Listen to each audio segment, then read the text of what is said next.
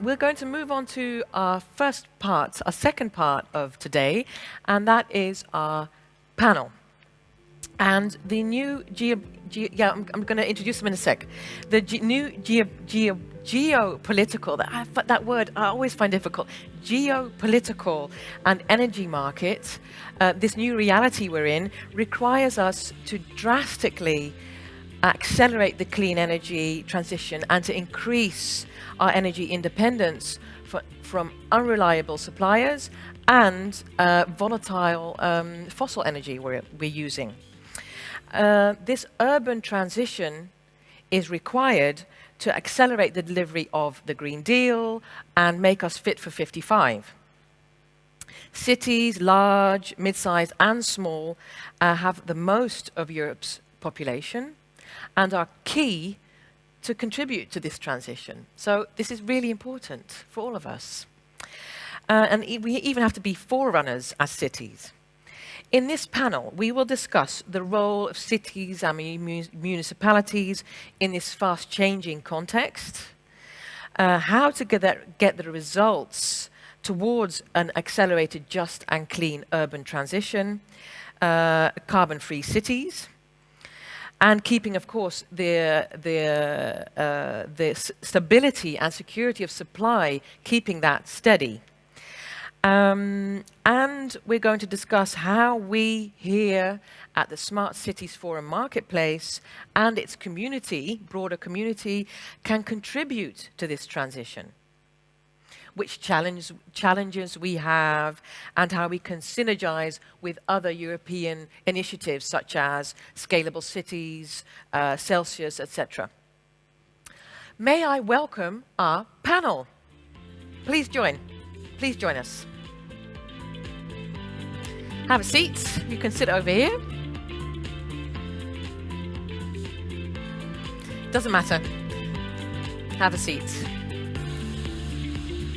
Can I have an applause for our panel?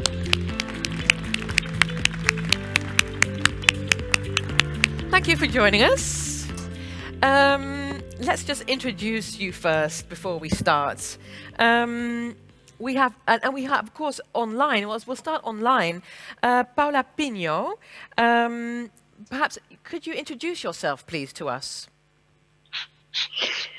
Thank you, Marinda. I hope you can hear me. Yes, definitely. Good. Excellent. Thank you very much. The plan was to be there with you, and it would be much, much better. But yesterday, I had another meeting just back to back, which made it impossible for me now to join you physically. Mm-hmm. But hope that it will still be as interactive as possible. So yes, I'm Director General for Energy at the European Commission, and under my responsibilities, I have the consumer policy in energy, just transition, energy efficiency, energy security, but really, and I'm very happy that it's the case, it's really also about the citizens and how they can embrace the energy policy. So that would be a very short description. Great, thank you. Thanks for joining us. I'll move on to the other panelists and I'll get back to you in a minute. Shall I just start on this side? Perhaps you can grab the microphone and keep it close. And if I interrupt you, it's because the microphone is like this. Also, there's something else I would like to say to all of you before you start, sorry. And to everyone here, I sound English. Maar ik ben ook half Nederlands. I'm also half Dutch. So I sound English, but my Dutch side comes when I'm, especially with panelists, and I think, ooh, someone's taking quite a lot of time, and I would love someone else to have some time as well. It's my job to make sure I spread this between everyone. So if I'm blunt, it's not because I'm rude, or I want to be rude, it's because I'm Dutch, and it's my job, just so you know. Okay. Please, go ahead. Who are you? I'm Adelheid Byttebier, Vice Mayor in Schaarbeek, which is one of the 19 municipalities of the Brussels capital. And I'm in charge of mobility and also education, culture and youth. Thank you, Adelheid. Go ahead. Thank you. Good morning. I'm Pirita Lindholm. I'm coming from ERRIN, that's European Regions Research and Innovation Network. We are bringing together about 120 regions and their, let's say, ecosystems that work to work on research and innovation. So our kind of motto is to bring together local and regional governments, research organizations, private sector, and now, of course, citizens as well. We need to keep that in mind. Yeah, great. Thank you. Morning, everybody. Thanks. I'm Elena González. I'm the Managing Director of ACCIONA Energy Services. ACCIONA is quite a big multinational group focused on renewable energy. Great. Thank you for being here as well. Good morning. I'm bringing you the best greetings from the city of Tartu, which is the second largest city in Estonia. And actually, Commissioner Kadri Simson grew up in Tartu also. So that's a fun fact. Yeah, nice. Good to know. Of course, our city has ambitious climate aims. So we are working on energy and climate issues seriously daily. And I'm really glad to be here and speak about our experiences, opinions. Great, thank you, thank you. I'm just going to check with all of you. Is it okay, because I asked the audience if they have questions for you. We have questions prepared, of course, but is it okay if the audience just jumps in and asks questions for you? Is that okay? Yeah, I see nodding. Is that okay for you as well, Paula? Yeah, I see you nodding as well. Okay, good. So feel free. This is your invitation. Before we start, we saw this video message from Commissioner Simpson. Could I get a reaction from you, Paula, from your point of view? In what context would you place this for you? Oh, no sound. There's mute. No problem. Yeah, thank you. Of course, it had to happen. Yeah, no problem. No problem. Yeah. Well, the Commissioner set the scene and indicated very clearly what is the role of cities and of towns in delivering our energy policies.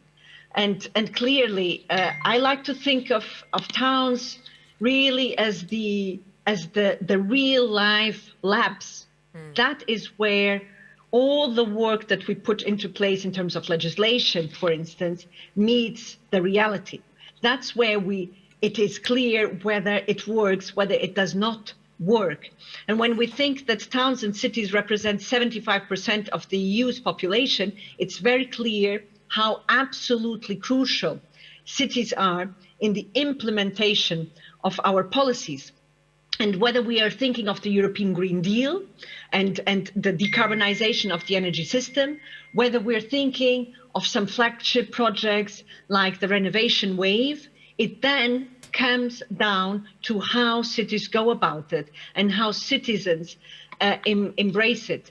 That's where the policy, the legislation, the financing aspects, the best practice, the citizens, the communities come together and make something out of it. So I really like to look and test and understand if what we are putting into place as policymakers makes sense by looking into what cities are making out of it. And it's so inspiring to see whether we're looking at the Smart Cities Marketplace, and it kicks in with, for instance, the Explore Shape Deal matchmaking, aimed really at very tangible delivery, at really seeing how consortium between European cities can achieve very tangible objectives in terms of, for instance, deployment of renewables, deployment of solar panels, how to go about the lighting in the cities, rolling out recharging points, teamed up with other initiatives such as, for instance, the Covenant of Mayors. That's where it all comes together. And now we have an additional challenge,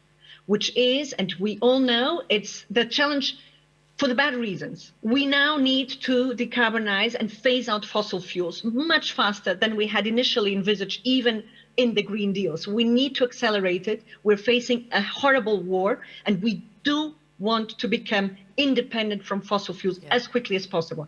And where would I turn to? if we are starting, for instance, with reducing demand, reducing energy demand, that's the first answer. I want to see how cities are going about it. How is energy consumption being reduced at local level? So these are just examples, and to set the scene of where cities come in the policy work and how crucial they are in implementing whatever we're putting forward also at EU level. Thank you, Paula, for this. Who would like to start with a brief reaction? Yeah, I can give some reflections. Thank you. Yes, please. So I certainly agree that cities are playing an important role in this process, but I have to highlight also that cities cannot make the decisions for the companies, and they cannot make the decisions for the households. So we still know that there are a lot of things in the cities also which the cities cannot kind of change directly, but they can, of course, speak about different kind of issues related to the issues, and then we can also, of course, highlight the importance of the transition. That's basically what we can do as a city, but we cannot make the decision for the household, for example. But also I would like to highlight that getting rid of fossil fuels, it's not just touching the gas from Russia. We need to get rid of all the fossil fuels. So it's just a very moment that we are speaking about Russia and the war in Ukraine, but we need to keep our track, and we need to speak about all the fossil fuels and how to replace it by the renewable ones. So that's really important to remember that we are in a war, but at the same time we should keep our eyes in the future. So we cannot forget about this future perspective also. Great. Thank you. Thank you. Thank you, Raimond. Who would like to... Yeah, go ahead. Thank you. First of all, of course, very pleased to hear the Commissioner highlighting the role of cities, both in kind of climate neutrality, but also in innovation, because this is, of course, coming from that side, very important for us. So I think the Repower EU has now a kind of also an opportunity to empower cities and also regions further in energy transition. So I think it's important not to keep such EU initiatives too detached from cities and regions as well. So I think it's an opportunity to include some concrete joint activities also in the plan that is going to come out when it comes to the Repower EU. And I saw that there will be some discussions in the Committee of the Regions and the Covenant of Mayors in early May. So this is an opportunity to bring that to a more concrete level. I think that will be important. And then maybe just picking up on the mission on climate neutral and smart cities, I will talk about it a bit more in later as well. But it seems like this is really also a good framework, bringing keeping this urgency in mind, because there is really an ambitious target to become climate neutral by 2030. So that already is, I think it's a good initiative that provides a framework and keeps brings people and different actors also together for this objective. And yeah, I think a good way to keep the transition agenda really high up. And I think it's very well in line also, as mentioned, with the smart cities, marketplace objectives, as I picked some words there. I mean, going across sectors, mobility, energy, digital, of course, bringing together the different actors. This is, of course, very important for ERRIN, so the public authorities, private sector, research, and also the kind of unite the levels of government. So this is, I think, something that is also very important when we look at how to go and accelerate, let's say, the energy transition.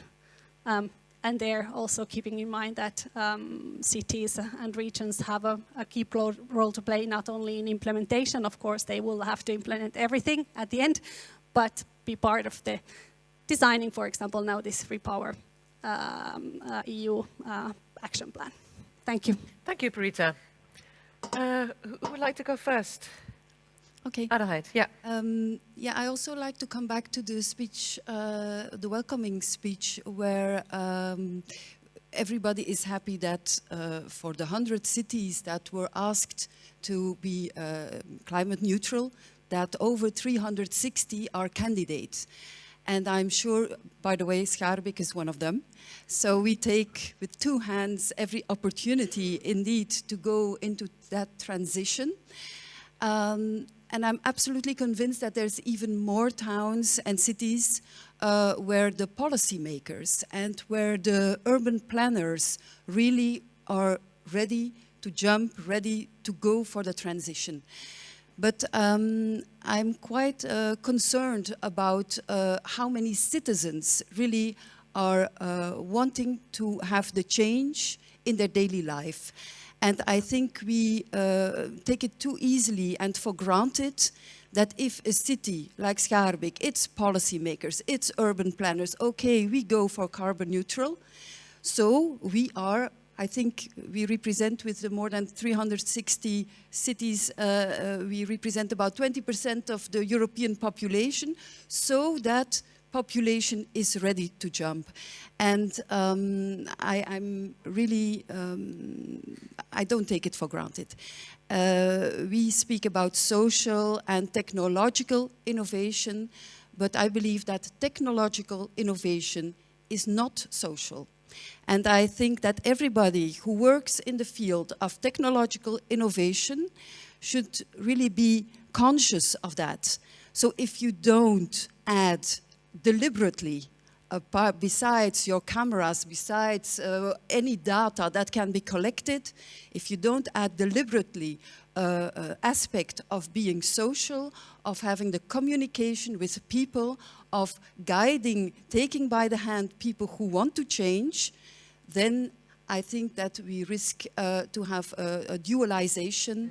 I can tell you that tomorrow we will have the council with our elected people in Schaarbeek, and there are citizens who come forward with a petition and supported by about 40 social organizations concerning the digital gap. And so they are really giving us the message, don't forget about us and make sure that the digital gap is being taken seriously and that that action is also taken. Thank you.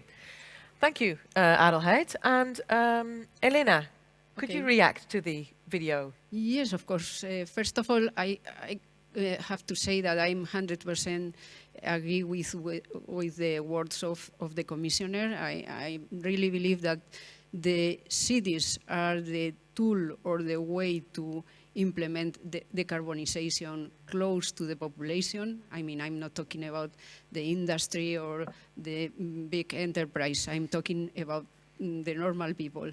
So the way to do it is through the influence of the cities.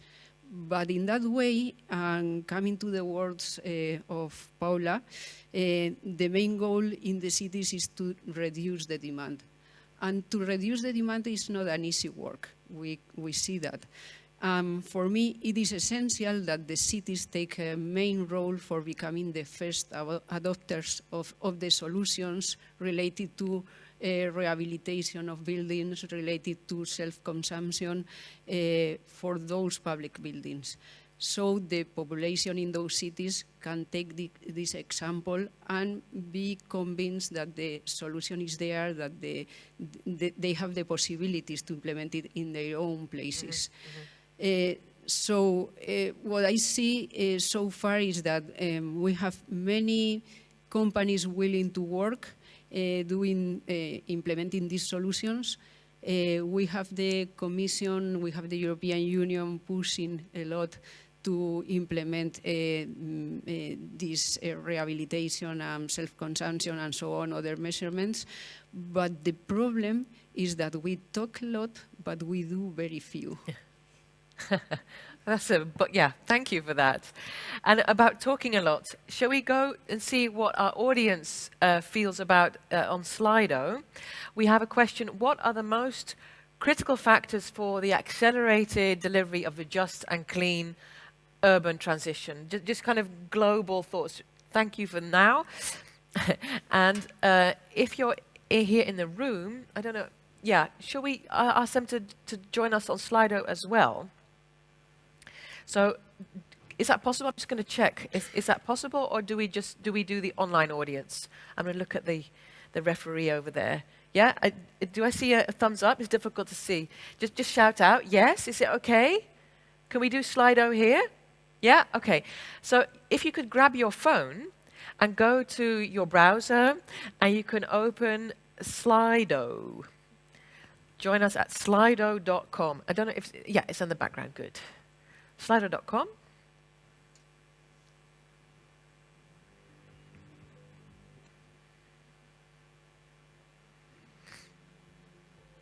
You can see, and you can see, and yeah.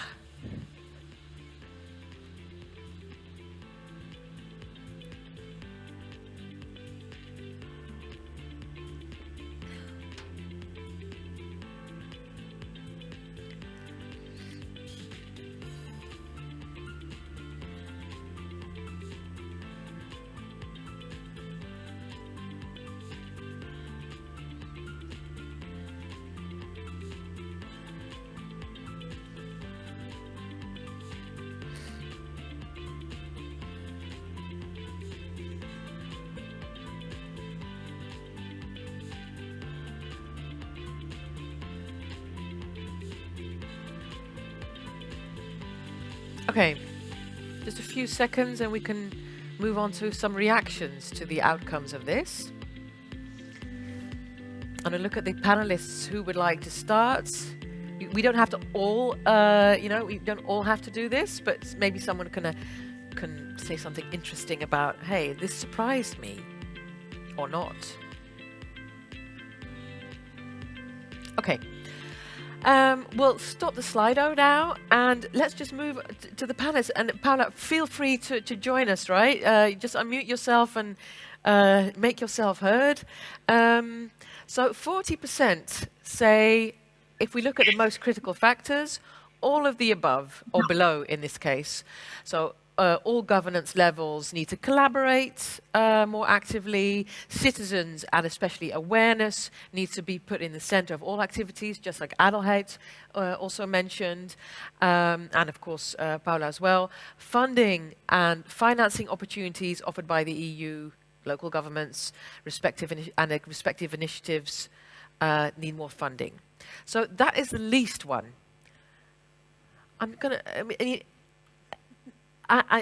I see something. I see some surprises, but what about you? It's not about me. It's about you guys. I mean, it's about Paula over there and you. Any reactions to this? Go ahead, Raimond. Yeah, for me, it's quite a big surprise actually that awareness raising is actually having more support than funding and financing, because in real life, what I have noticed that even if people are aware of the challenges, they know how they should behave and what they should do, they still are not able to invest into electric car or into PV panels or to have a kind of ground heating solutions instead of more expensive and fossil fuel-based ones. So my experience shows that even if the awareness is high enough, still if the funding is not available as energy poverty, I should say it, because also the lack of investments, that's actually showing energy poverty. So I believe that's really important. But I definitely agree that all of the above are actually important. So thanks. Good, thanks. If anything to add, or it's fine if you, yeah, go ahead. Yeah, well, for me, I just want to say something about when we talk about all governance level. The fact is that nowadays we have a lot of money in the countries for funding this type of solutions. But the problem is the big gap between the money coming from the European Union and then arriving to the final citizen, you know. As far as I can see, the money from the European Union is coming to the countries, and then the money starts to move around between all the different levels of the government. And that is a problem, because we are wasting a very nice time to decarbonize the countries. And why is that? Because it becomes too fragmented? Well, it becomes, it is very difficult to go from the national level, to put the money from the national level to the municipality. and then to the citizen. Okay, so the trickle-down effect, we won't see that. Very difficult. Yeah, it's interesting because tomorrow we're going to have a panel about finance, so this probably will be addressed there as well. So thank you for giving us a bridge. Perfect. I'd like to move to Paula. So what are the European Commission plans to support European cities and municipalities in accelerating to this just and clean urban transition, given the current context? How do you feel about that? Good. We mentioned the Green Deal, we mentioned Repower EU, which is really setting the scene for a very concrete action plan. We have, as part of the Green Deal, for instance, the renovation wave, how to go about doubling the renovation rate.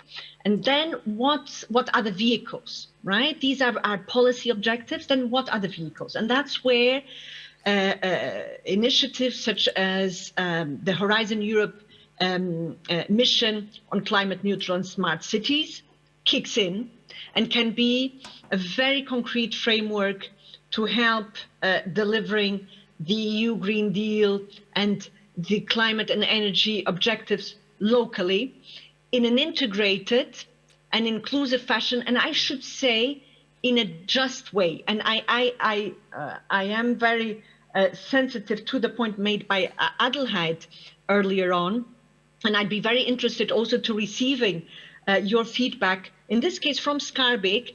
What are the people's reaction? But this is a side comment to the digital gap, because we're working precisely on the digitalization of the energy and how to go about it in the various fronts. And of course, citizens awareness is key. But this can be done, as said, the vehicles are then initiatives that are organized and that we have put together, such as the mission on climate neutral and smart cities, where we are also now in the context of this project. We've identified a group of 100 cities leading the way to climate neutrality, and who can really enable the rollout of the various energy and climate targets. And now, against this context also of reducing energy consumption, phasing out fossil fuels, we'll be asking the selected cities to really also show how are they going about the savings in each city. Then we have, for instance, the Covenant of Mayors, which is, as you know, the biggest city initiative of the kind, which is really ready to help and accelerate the clean and just transition. And it collaborates very closely with the Smart Cities Marketplace, again, to see how can we make measures very tangible, very concrete, with very specific measures. And then what is done by these can then be replicated, and best practice can be shared. And here now, and even more so in the current context, for instance, of very high energy prices, which are hitting the citizens, the issue about energy poverty will be key. So it will be very important for all this vehicles, I like to call them the vehicles, the Covenant of Mayors, the cities missions, to feed back to us what are the challenges on the ground, what are the challenges, for instance, now in tackling the energy poverty, how can we best help? So just to give some examples. Great, thank you.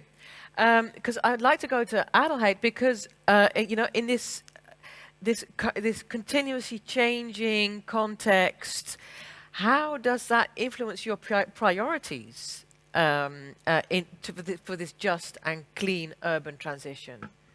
How do you go about that? Well, in a Brussels context, we do have a regulation which is imposed by the Brussels capital.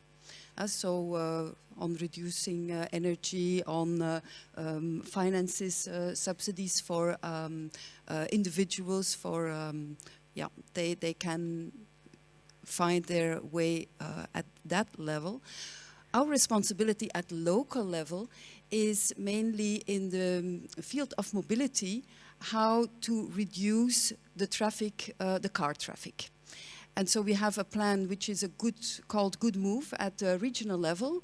And we, at local level, are supposed to make a plan ourselves so that the transit traffic, people coming also from the big highways, so I think many people will know more or less Brussels. We are here, one of the big entrances coming from Leuven, Antwerp, and they try to find their way in the small roads, and this is what we want to limit. But limiting traffic which is in transit also means that we ask our citizens to make a detour. There's a one-way road, there's a block because a crossing becomes a green square. And so the theory is good and we do it. So we have approved it the 25th of February and so we execute it. But if I say take people by the hand, it's not like patronizing, but it is responding to their worries. And so they're worried that if they get out of their house, they will have to make a detour. And how to do that? We also regulated parking over the whole of 1030 Schaarbeek. So everywhere any visitor has to pay. So I hope you did, coming here by car. If not, we will control it. But it means that people have visitors who always have to pay between 9 and 9 and 21. And that is to be paid only virtually.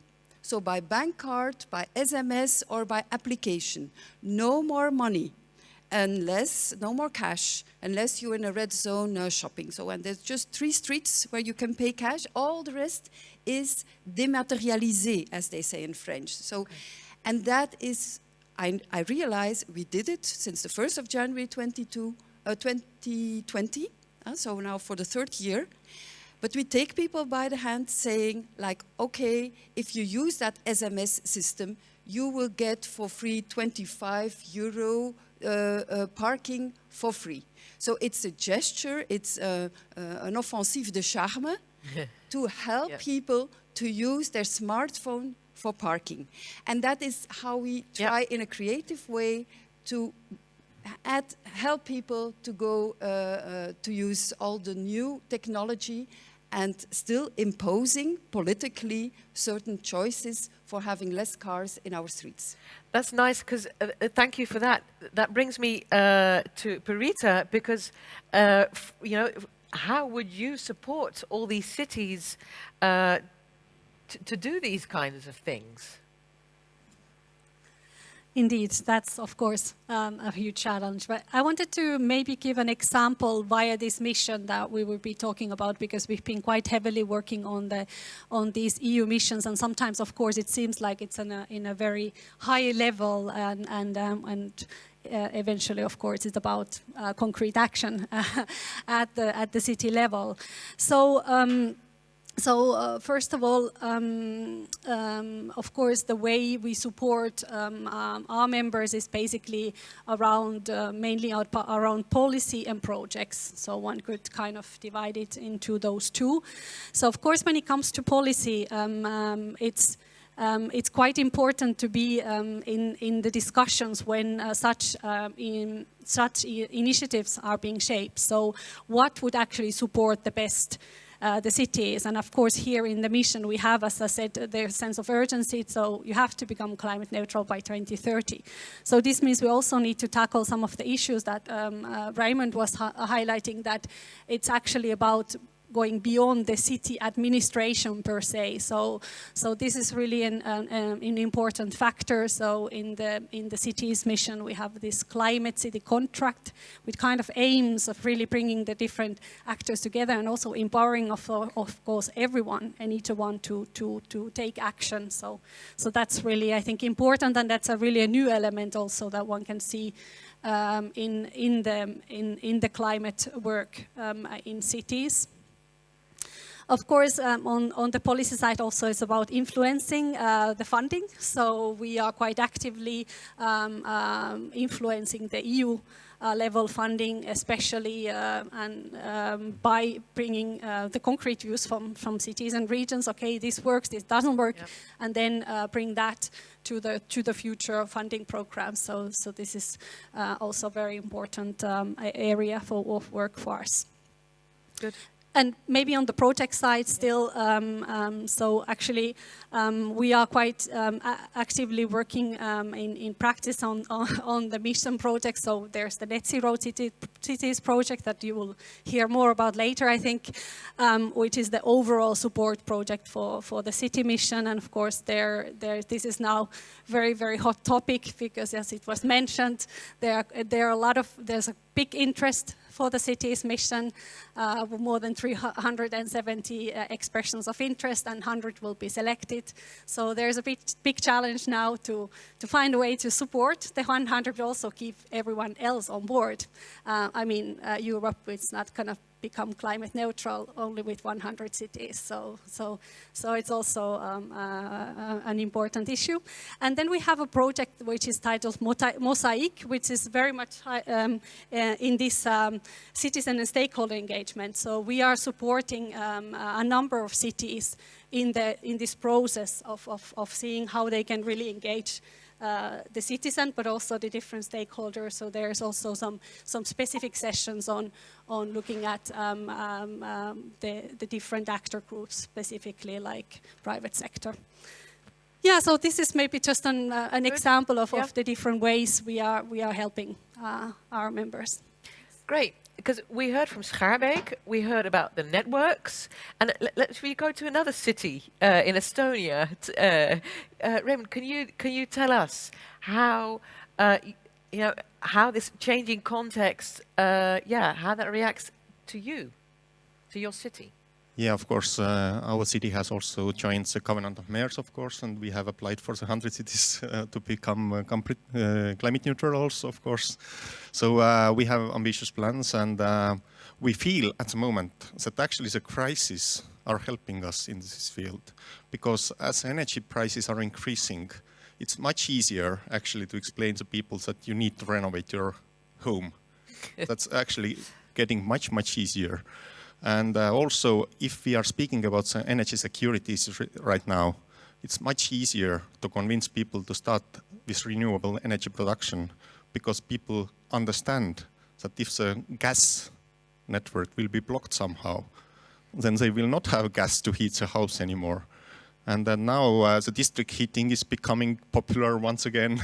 So we have the local solutions, location-based solutions for heating, for example, etc., etc. I really do feel that actually the crisis, nevertheless, the crises are of course very bad for the world overall, but we should not waste the crisis also. We should take the maximum out of it. We can make the change happen quicker than we probably planned earlier. So what I can see also, what is actually a bit kind of obstacle on our way, it's the increasing construction prices. So if the construction cost is increasing, that is also kind of a bit having bad impact on the investments, because you can do much less for the same euro that you had the possibility earlier. So basically, I can see in Estonia that's a fluctuating market right now on the construction market. It's actually creating obstacles, but I still believe that the energy security and also the high energy prices are actually a good incentive to make the change happen.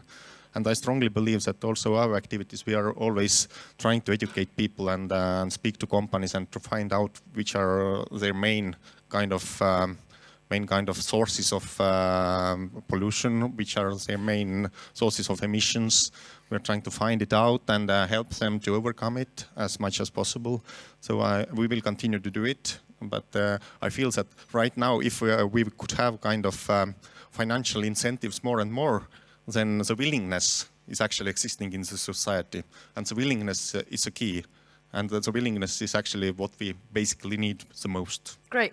That is kind of like a perfect bridge to our next Slido question. And I'll go back to Elena afterwards to talk about the finance. So should we go to our Slido again? And this is about citizen ownership and engagement. So if you could go to Slido and complete this, fill this in.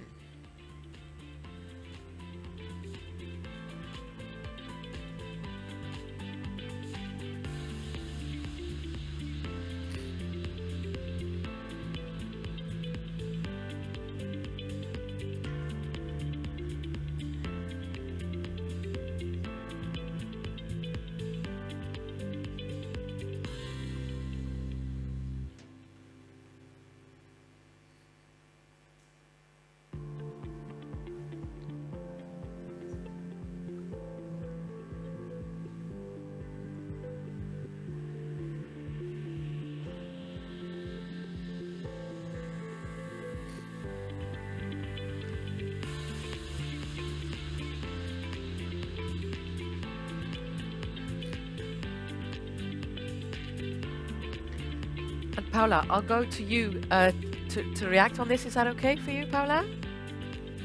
Good, I see you. Yeah, yeah. Yeah.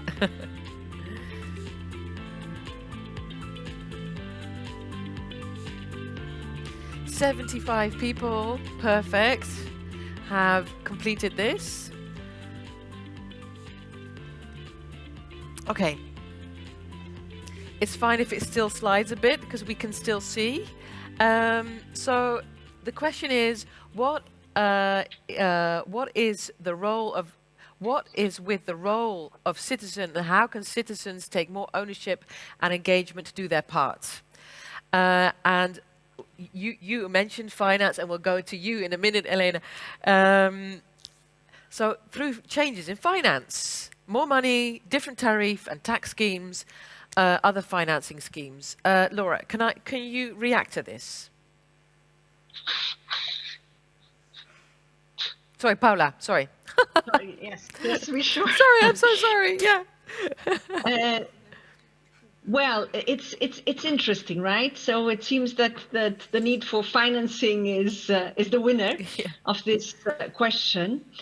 But it's always interesting because the first thing you think is, and it's been mentioned before, I think Raimond mentioned it in his introductory remarks, it's the need for financing. But what we've seen, and the European Commission along the years has put forward a lot of financing, and we see that very often the existing financing schemes are not actually used, be it by the cities, but Elena also mentioned it sometimes doesn't trickle down, so we need to understand what is the issue there. But very often there are support schemes at local level, at cities. I know, for instance, in Belgium, there are a number of support schemes. But then it's really, and for me, a key question is the information and the awareness. And how do we structure such information? So the question is also there, and many respondents referred to education and communication. I believe it's absolutely key, not just that there is financing, but there is also access to information about the existing financing possibilities and how best to go about it. If today any of you decides to renovate where you're living, and be it a small part of the apartment, of the house, where will you start? How do you know if there are support schemes for whatever? If you're wanting to replace your gas boiler by a heat pump, if you want to insulate. And we haven't done enough in terms of making sure that the information is available in one-stop shop, where both the citizens, the consumers, the users, but also the industry who are offering the service have access to one-stop shop, and the local authorities can publicize what are the support mechanisms, what are the financing schemes. I think there's still a lot to be done in terms of the information, the access to such information and structuring this information.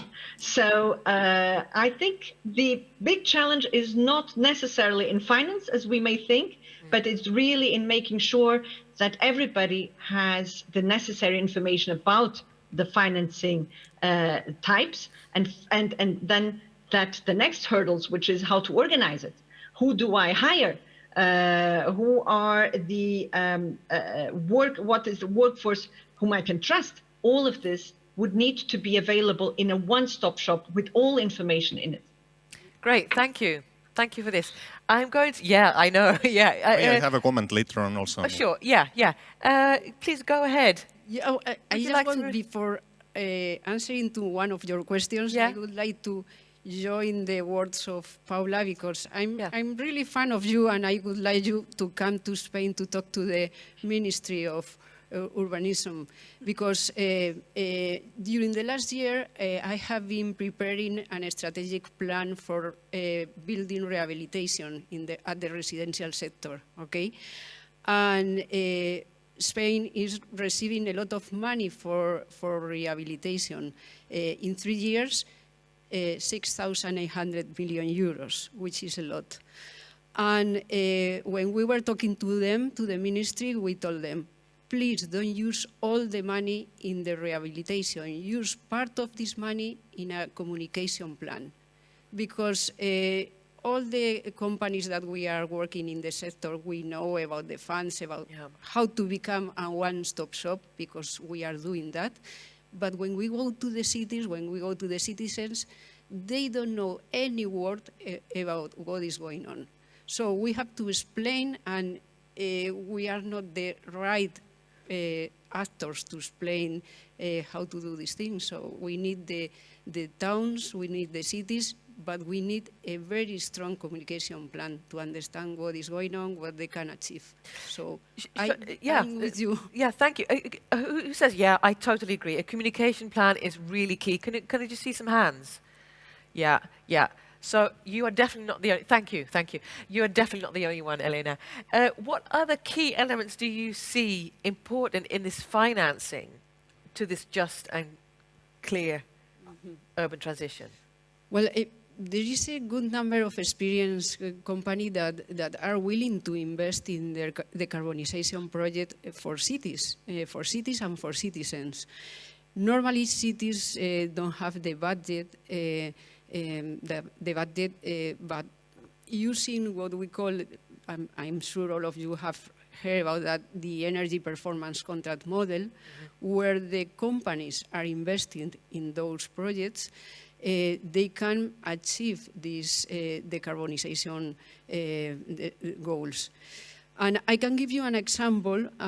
If you go to the north of Spain, to the city of Gijón, they were preparing a very, very impressive tender, and I'm happy to say that we were the winners of that tender. Oh, good.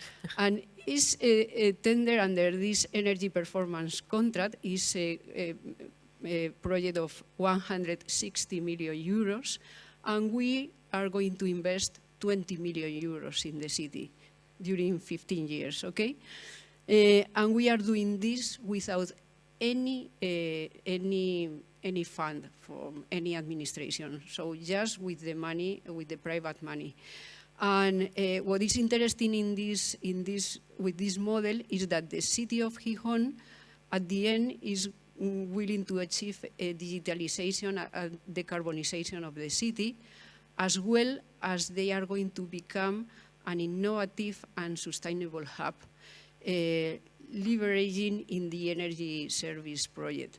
And what is important is that included in this project, there is a very strong communication plan, and we are obliged to do many actions so that the citizens of Gijón are participating in the project. They will understand all the measurements, they will understand how we are going to do rehabilitation, we are going to do self-consumption, those communities where they share the solar panels energy through all the different installations. Well, many things. I could be talk for a lot of time about Gijón, But we are using this energy performance contract system that is working for financing the projects. Great. Raimond, do you have anything to say from your city, Tartu? Yeah, I believe that actually the situation is different from country to country and city to city, and I'm bringing just a few concrete examples from Estonia. So, for example, we opened at the national level a fund to support renovation, and the fund was closed after 5 minutes when it was opened because they received too many applications and the funds were covered already. Does it show that it's lack of information or it's lack of funding? So the next one is support for electric car purchasing. So the scheme was opened and in 1 day it was closed because it was lacking of funds once again. Wow. So these kind of examples are really showing that we are lacking finance, not lacking kind of information or awareness. Interesting. Paula, can I go back to you? Would you like to react to these two perspectives? Yeah, no, thank you. And Raimond, in a way, it's good. It's good, and I think you said it depends also on the cities. It depends on the countries. It depends on the awareness of each individual citizen, and there's also I would think a cultural aspect, right? There are more active consumers than others.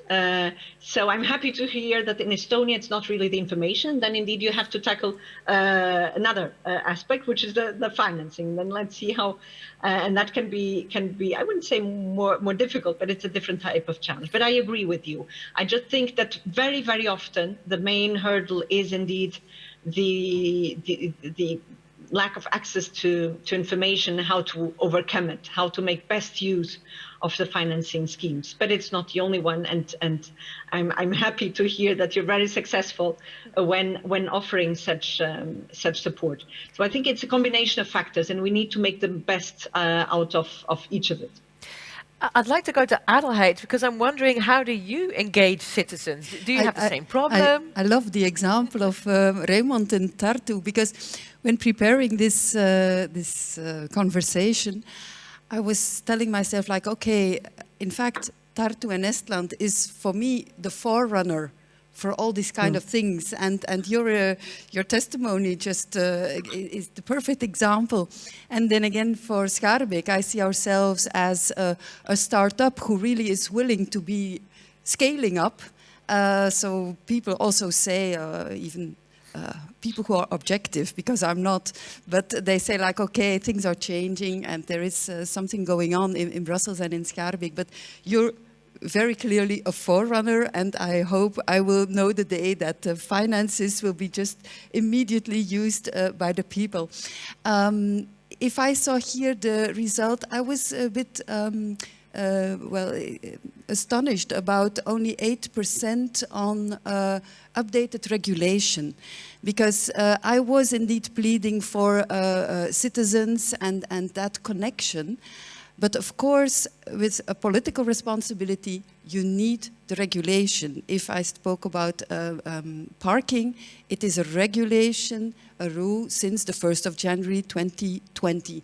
If I speak about the mobility plan, it is a decision of the Schaarbeek mayor and vice mayors from the 25th of February this year. So you have to make your decisions. I also think on quality of housing. People first have to know that this is the standard, this is the rule, and then how can I get to it? So I would really plead for giving that a higher percentage. Nice, thank you. Thank you. We can close the Slido, so thanks for that. I'm wondering, Pirita, from your point of view, and what message do you have to this this Smart Cities Marketplace Forum and its wider community? How do you feel they can support cities the best possible way? Yeah, I think from the marketplace perspective, I think they are really doing good work in this creating dialogue between public authorities and private sector, and we all know that this is really a huge task, and it's only starting. So I think this is something that needs to, really has a lot of potential to also go forward. I was very interested today to see the link with the European Innovation Council and the support from their side in this event. Of course, we are very fond of the innovation ecosystem approach, especially, and which will be highlighted, I think, in the next session. So it's quite nice and interesting to make that link also when it comes to the marketplace. Of course, I'm looking at it as, again, from the kind of EU perspective. So we also see that there could be a lot of opportunities to strengthen collaboration with other EU initiatives around R&I and energy and climate. So, for example, I was immediately thinking the European partnerships, especially the industry-driven partnerships that include, of course, increasingly also actors from the public sector. And this should be encouraged because this is a way to also match interest. So there could be some further collaboration, I think, there with the marketplace as well. We know that hydrogen is, for example, one of those examples where there's already a very close link with the kind of EU partnerships and then more from kind of bottom-up of partnerships. And then as I was talking about the city's mission, and I see also a lot of future opportunities or there will be a lot of need to further support, let's say, and in the mission there will be one of the elements that cities would be implementing is an investment plan. So this is so it's a kind of a plan that will gather together all the funding and financing that would allow basically the city to become climate neutral by 2030. And this is a huge challenge. I mean, there are cities that have started with climate budgeting and are kind of have an idea of where does the money need to come from for climate neutrality, but still, nevertheless, I think those investment plans will be something that it's, I think, a good practical tool also for the marketplace to look at and see how they use the current also contacts and further engage different actors to work around those plans. And maybe if I may, I think it's I like these discussions on the one-stop shops that was mentioned also by Paula, but these are at the EU level. So a one-stop shop also is required at lower levels in order for actually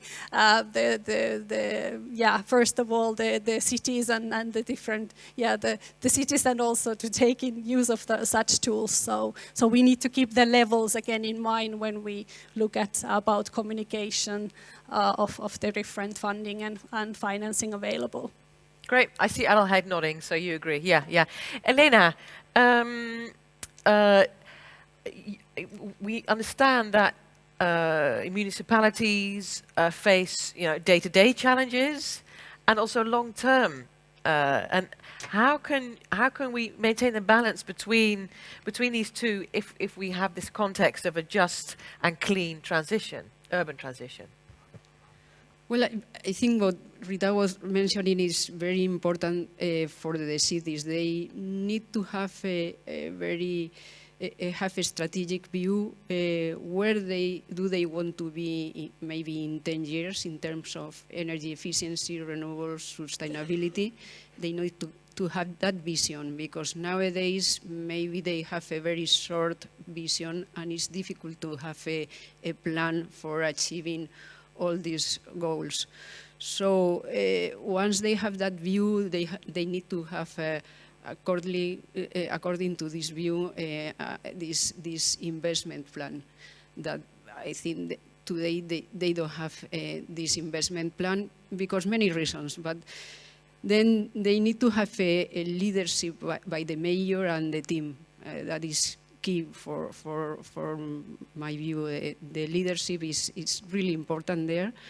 Then to rely on experts to support them with the analysis and preparation of all the tenders, all the papers, all the technical reports that they need, because they don't have the resources. Especially the small and medium-sized cities, they don't have the resources to do this work. And finally, not to be trapped with those civil servants that do not want to change anything that we find in many cities. Okay, thank you. I have a kind of final question for all of you. And I was thinking, people here, we aren't here for nothing. People, you would expect you are personally engaged, are you aware of this whole transition we're all in, the urgency.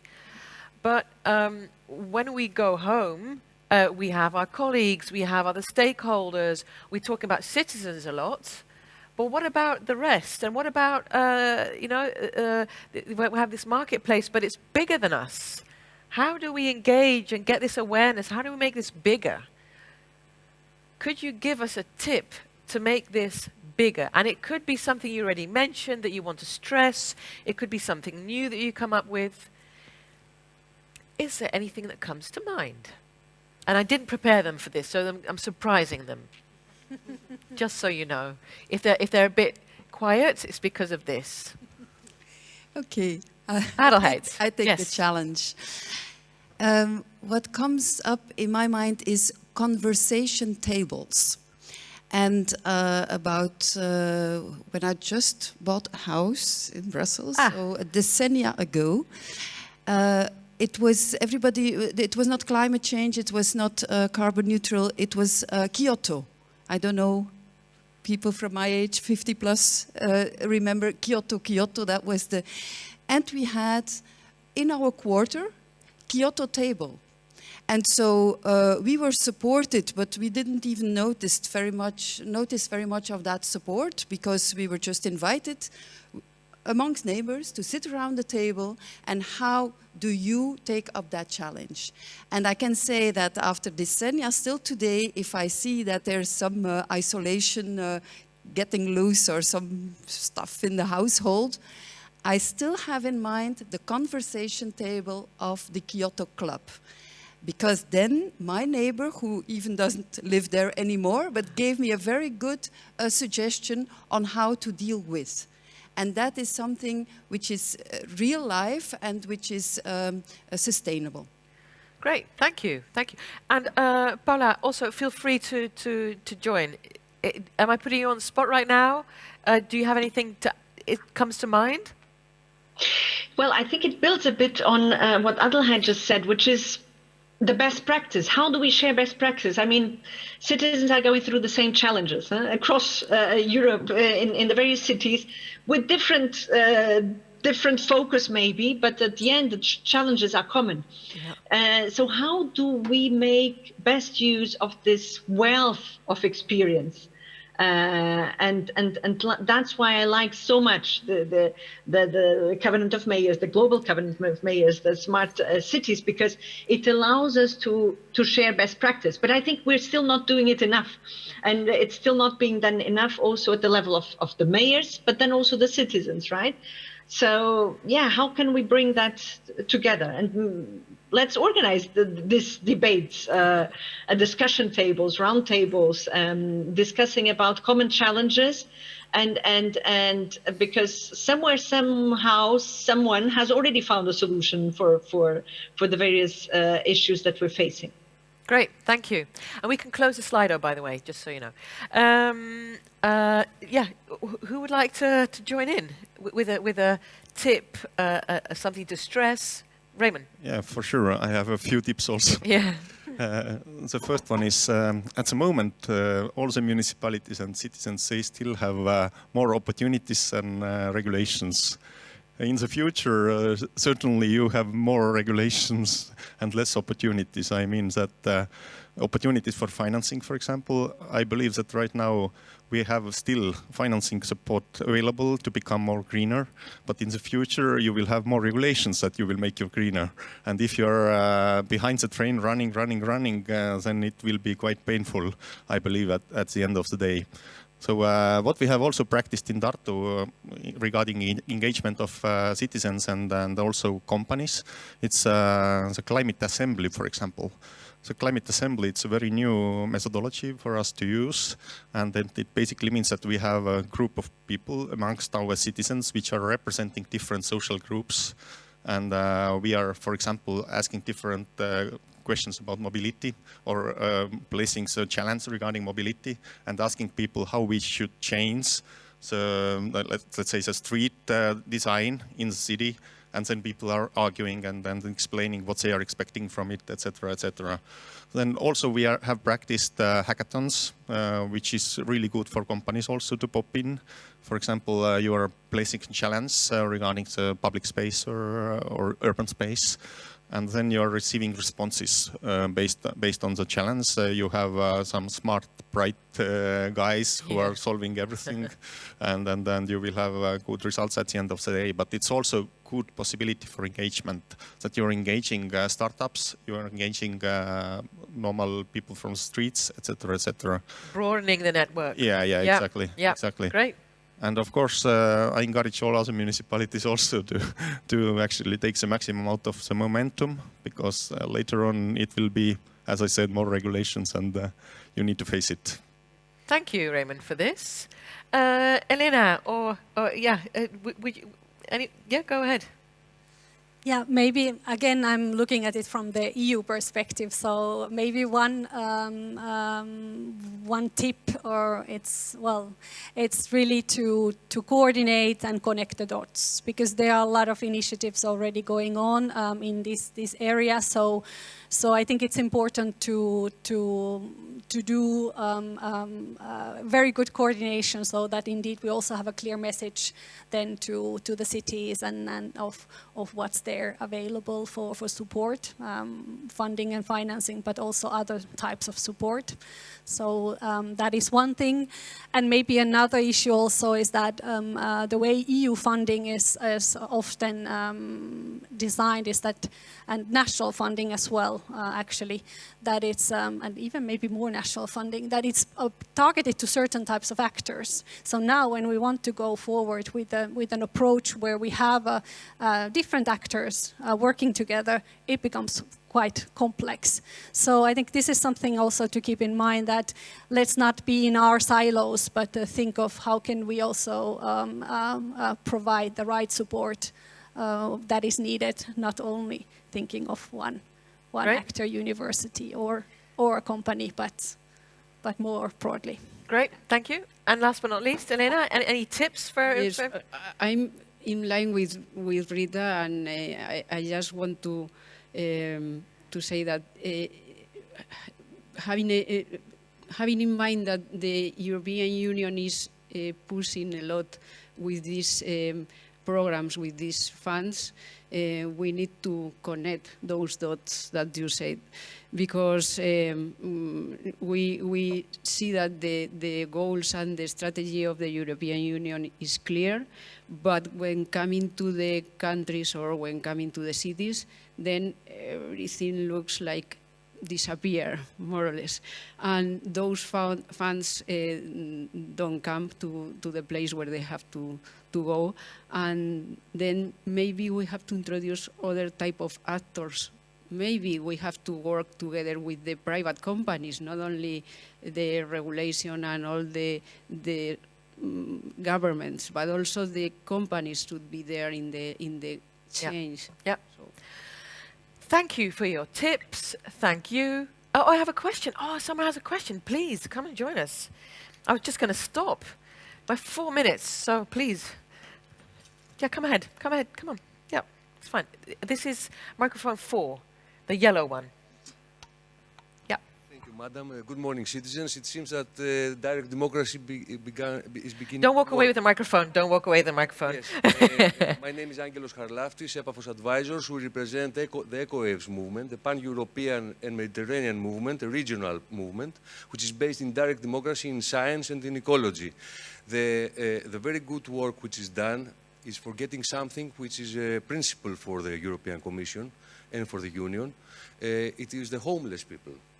Okay. Because when we are going to make the transition, which will be done sooner or later, the whole world is looking at us. When we have problems in each city on the homeless people, and we want to be smart We have to resolve the problems first. Okay, so we'll keep, yeah, thank you for your, comment. Very good. Anyone else? Yes, come ahead. This is nice. Yeah, I know, I have 2 minutes. Oh, is that, you didn't want to say that? Yeah, we have 2 minutes, so you have to be quick.